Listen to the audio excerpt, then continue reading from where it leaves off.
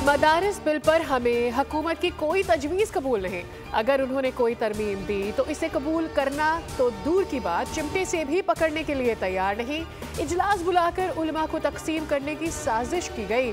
सरबराह JUIFA मौलाना फजल रहमान की news conference उलमा मशाइख conference पर रद्द अमल में कहा, उलमा के मुकाबले में उलमा को लाकर कौम को गुमराह किया जा रहा है।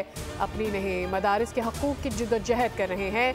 सदर दूसरे एक्ट पर दस्तखत कर सकते हैं तो मदारिस बिल पर क्यों नहीं करते।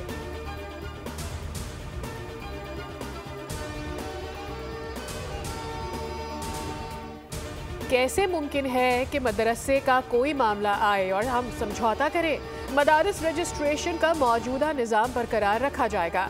किसी नए निज़ाम या नई कानून साजी को तस्लीम नहीं किया जाएगा। मदारिस रजिस्ट्रेशन के मस्बत असरात के उन्वान से उलमा मशाइख के बड़े इजलास में उलमा कराम का मुतालबा।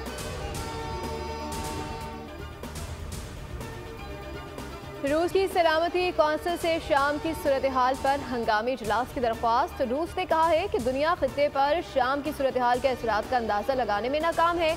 उधर कनाडा ने बशार उल असद को आलमी अदालत इंसाफ के सामने पेश करने का मुतालबा कर दिया। कैनेडियन वजीर खारजा मेलानिया जोली ने कहा है कि असद हुकूमत ने शहरियों पर तशद्दुद और उनके साथ जिल्लत आमेज सलूक किया। बशार को आलमी अदालत में जवाबदेह ठहराने के लिए पुरज़म है।